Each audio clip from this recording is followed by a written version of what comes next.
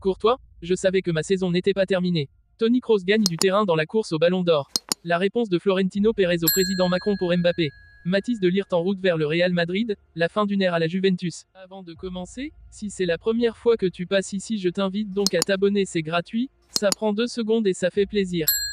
Merci beaucoup à toi. Le gardien du Real Madrid est revenu sur les moments difficiles qu'il a traversés après s'être rompu le ligament croisé du genou en pré-saison.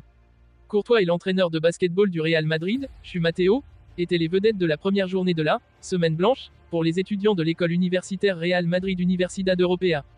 Se battre contre l'adversité n'est pas facile, il faut avoir confiance et croire en soi. Il est important d'être professionnel dans son travail. Beaucoup se souviendront de vous pour votre carrière de footballeur, mais beaucoup d'autres se souviendront de vous pour votre façon d'être au quotidien, a déclaré Emilio Butragueño, directeur des relations institutionnelles du club, qui a animé l'événement. À quelques jours de la finale de la Ligue des Champions, où il sera titulaire après s'être remis de 2 blessures au genou et avoir montré son bon niveau lors de son retour en Liga, Courtois a fait le point sur cette expérience jamais facile pour un footballeur.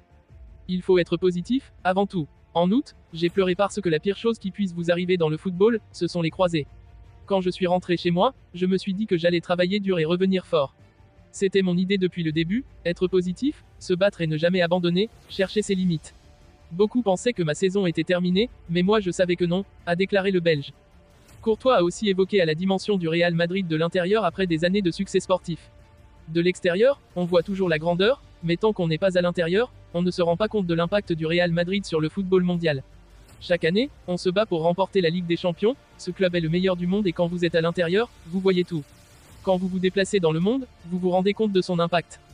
Le gardien s'est aussi remémoré 2 moments clés au Real Madrid. Le premier est le match contre Galatasaray. J'ai fait 3 arrêts et j'ai gagné en confiance. Ensuite, tout s'est accéléré. Le deuxième moment a été la finale de la Ligue des Champions contre Liverpool. Pouvoir gagner cette finale avec autant d'arrêts et être élu homme du match est l'un des meilleurs moments de ma vie. L'annonce de la retraite de l'Allemand, couplée à la possibilité de terminer la saison en remportant les 2 titres majeurs, augmente ses chances de soulever le Ballon d'Or. Alors que nous arrivons dans la dernière ligne droite de la saison, mais que les grands objectifs de la saison, Ligue des Champions, Championnat d'Europe et Copa América, n'ont pas encore trouvé leur vainqueur, de nombreuses voix commencent déjà à s'élever pour que l'Allemand figure comme un candidat sérieux dans la course au Ballon d'Or. Parmi les noms les plus répétés pour la récompense individuelle remise par France Football, on retrouve ceux de Vinicius, Foden, Bellingham ou encore Harry Kane qui, bien que n'ayant remporté aucun titre avec le Bayern Munich, ambitionne d'être le soulier d'or européen. Ainsi, celui dont tout le monde parle depuis hier, Toni Kroos, a augmenté ses chances avec l'annonce de sa retraite, qui pourrait se conclure en apothéose s'il parvenait à remporter sa 6e Coupe d'Europe, il en compte une avec le Bayern, 4 avec le Real, et, en outre, faisait bonne figure au championnat d'Europe, voire le gagner, étant donné que l'Allemagne, en plus du pays organisateur, est l'un des grands favoris. Ce serait également un cas similaire à celui de Luka Modric lorsqu'il a reçu le trophée France Football en 2018 après avoir atteint la finale de la Coupe du Monde avec la Croatie et remporté la Ligue des Champions avec le Real Madrid cette même année.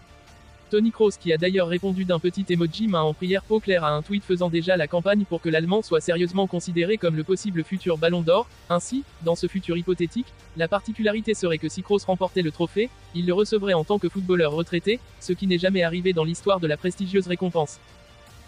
Selon l'équipe, le président français a une nouvelle fois insisté auprès de Pérez pour qu'il libère le joueur pour les Jeux Olympiques de Paris. Emmanuel Macron, président de la République française, ne démord pas de sa volonté de voir Kylian Mbappé mener l'équipe de France aux Jeux Olympiques de Paris, mais il se heurte à un obstacle de taille, Florentino Pérez. Le Real Madrid, futur club de l'attaquant, est en effet en droit de refuser que ses joueurs participent à cette compétition qui n'entre pas dans les dates de la FIFA. Depuis des mois, le président français insiste publiquement sur sa volonté de voir la star participer aux Jeux et s'en prend directement au Real Madrid, son plus que probable futur club, pour qu'il renonce à son idée d'interdire à ses joueurs de participer à la compétition. Hier, Emmanuel Macron et Florentino Pérez se sont retrouvés à la même table au Palais de l'Élysée lors d'un événement commémorant le 120e anniversaire de la création de la FIFA. Selon le média L'Équipe, le président français en a profité pour s'approcher de lui et tenter de le persuader de lui céder son joueur vedette, l'une des principales attractions de Paris 2024. La réponse de Florentino, toujours selon la source précitée, a été négative. Le Real Madrid a déjà fait savoir qu'il refusait la participation de ses autres internationaux aux Jeux, comme il ne s'agit pas d'une date FIFA, les clubs ont le pouvoir de le faire, et l'intention du club est que Mbappé rejoigne l'équipe d'Ancelotti en août, après le championnat d'Europe. Selon les dernières rumeurs, Mathys de Ligt, le talentueux défenseur central néerlandais, serait sur le point de quitter la Juventus pour rejoindre le Real Madrid. Cette nouvelle a suscité une vague de réactions dans le monde du football, tant du côté des supporters que des experts du sport roi. Une décision surprenante. Mathys de Ligt, âgé de seulement 24 ans, est devenu une pièce maîtresse de la défense turinoise depuis son arrivée en 2019 en provenance de l'Ajax Amsterdam. Sa solidité défensive, couplée à une remarquable capacité à marquer des buts lors des phases arrêtées, a rapidement fait de lui un joueur incontournable pour la vieille dame. Pourtant, après 4 saisons en Serie A, De Ligt serait prêt à relever un nouveau défi dans sa carrière. Les raisons d'un départ. Les raisons derrière ce départ soudain ne manquent pas. Tout d'abord, des sources proches du joueur indiquent que De Ligt cherche à évoluer dans un championnat différent pour continuer à progresser. La Liga, réputée pour son style de jeu plus ouvert et technique, pourrait offrir aux défenseurs néerlandais une nouvelle dimension à son jeu. De plus, le Real Madrid, club mythique et vainqueur à plusieurs reprises de la Ligue des Champions, représente une opportunité unique de jouer au plus haut niveau et de viser les trophées les plus prestigieux. Le Real Madrid, une destination de rêve. Du côté du Real Madrid, l'arrivée potentielle de Matthijs de Ligt serait perçue comme un coup de maître. Les merengues, qui cherchent à renforcer leur défense suite au départ récent de légendes comme Sergio Ramos et Raphaël Varane, verraient en De Ligt le leader idéal pour constituer l'axe central aux côtés de jeunes talents comme Eder Militao. Son expérience internationale et sa maturité malgré son jeune âge en font un candidat parfait pour relever ce défi. Les détails du transfert. Les négociations entre la Juventus et le Real Madrid seraient déjà bien avancées. Selon les informations circulant dans les milieux bien informés, le montant du transfert pourrait avoisiner les 75 millions d'euros, une somme conséquente mais justifiée par le potentiel et les performances du joueur. De Ligt aurait également donné son accord de principe, séduit par le projet sportif du club madrilène et la possibilité de travailler sous la houlette de Carlo Ancelotti, entraîneur réputé pour son expertise et sa capacité à tirer le meilleur de ses joueurs. Réaction et perspective. L'annonce de ce transfert imminent a bien sûr fait réagir. Les supporters de la Juventus sont partagés entre la tristesse de voir partir un joueur emblématique et la compréhension de son désir de relever de nouveaux défis.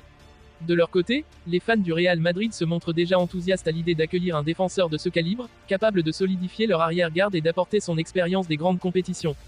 Si ce transfert se concrétise, il pourrait bien être l'un des mouvements les plus marquants de ce mercato estival. Matthijs de Ligt au Real Madrid, c'est l'assurance d'un spectacle garanti et d'une nouvelle page prometteuse pour l'un des plus grands clubs du monde. Les prochains jours seront décisifs pour finaliser cet accord, et le monde du football attend avec impatience l'officialisation de cette nouvelle qui pourrait bien redessiner la carte des forces en présence pour la saison à venir.